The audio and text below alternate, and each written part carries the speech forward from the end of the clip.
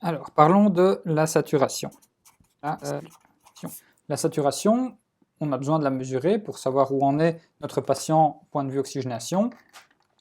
Mais qu'est-ce que c'est concrètement?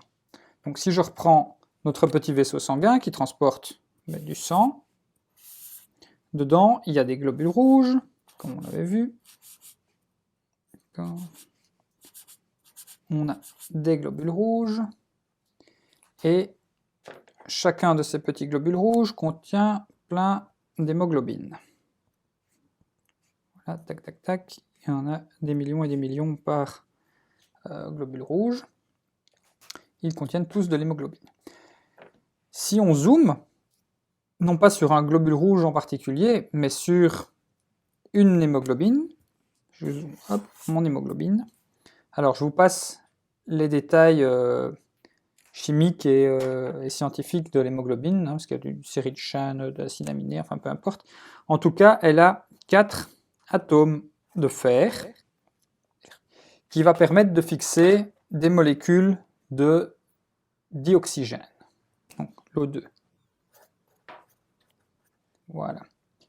Alors, ce qui est très très chouette avec cette fixation de l'oxygène, c'est que avec l'hémoglobine, la fixation se fait via une réaction qu'on dit allostérique, c'est-à-dire qu'à partir du moment où il y en a une molécule qui est fixée, ça va être beaucoup plus facile de faire la deuxième. En tout cas, l'hémoglobine va attirer beaucoup plus l'oxygène. Et une fois qu'il y en a deux, elle va attirer encore plus l'oxygène, il y en aura une troisième, et une fois qu'il y en a trois, la quatrième sera attirée encore plus fort.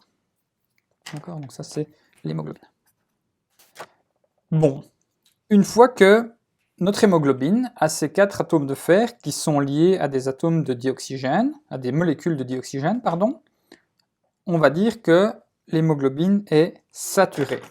Elle est saturée. D'accord? Tous les sites de fixation de l'oxygène sont fixés avec de l'oxygène. L'hémoglobine est saturée en oxygène. A l'inverse, quand on a une molécule d'hémoglobine qui n'a pas d'oxygène, ou qui a autre chose que l'oxygène, si elle avait, je sais pas moi, du CO2 par exemple, hein, il y a une petite partie du CO2 qui est transportée par l'hémoglobine. Le gros du CO2 est transporté via le système de tampon d'HCO3-. On ne va pas s'attarder là-dessus, mais disons que l'hémoglobine ne contient pas, n'est pas fixée à de l'oxygène. Dans ce cas-là, elle n'est pas saturée. Et donc la saturation, ça va être la quantité d'hémoglobine saturée par rapport au total. Pas par rapport à celle qui ne l'est pas, surtout par rapport au total. Alors, si on reprend notre volume sanguin total, on a du sang, beaucoup de sang, et que dedans on a plein d'hémoglobines. On a une vingtaine de petites hémoglobines. Si j'en ai la moitié qui sont saturées, je vais les pointer avec un point bleu. Donc, si j'en ai 10, j'en ai 10 sur les 20 au total, donc ma saturation sera de 50%. Si j'en ai 12, sur les 20, elle sera de 60%. 13, 14, 15, si j'en ai les 3 quarts, elle sera de 75%. Si j'en ai 16, elle sera de 80%. Ok. Si j'en ai 18,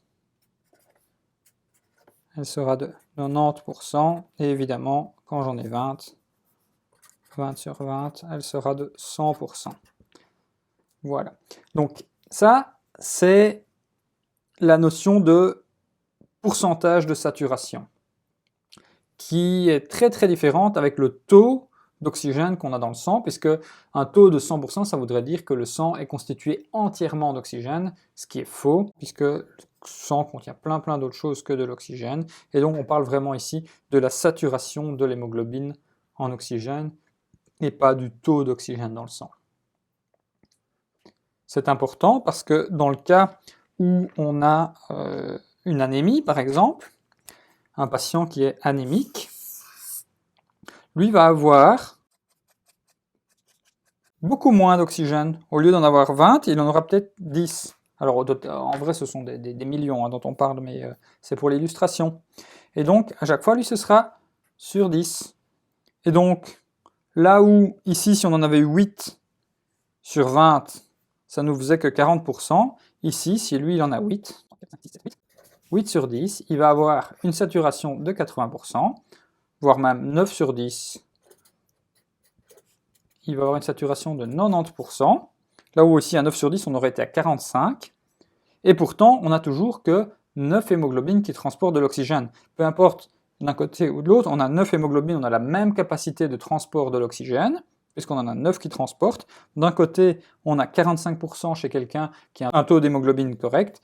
Ici, chez l'anémique, on a moins d'hémoglobine, et donc on a l'impression d'avoir une saturation élevée, et la mesure est correcte. La saturation est élevée, mais c'est le nombre d'hémoglobines, c'est le nombre de petits wagons dans le train qui manque, et du coup la capacité de transport est fortement réduite. Ce qui peut donc provoquer quelque part une dyspnée aussi, parce qu'à partir du moment où le corps n'arrive pas à amener suffisamment d'oxygène au tissu, on va avoir du mal à supporter les efforts en oxygène, et donc malgré une saturation qui aura l'air peut-être bonne, si j'ai 95% ou 99% ici, chez un anémique, ça ne veut pas dire que ces tissus ont suffisamment d'oxygène pour autant.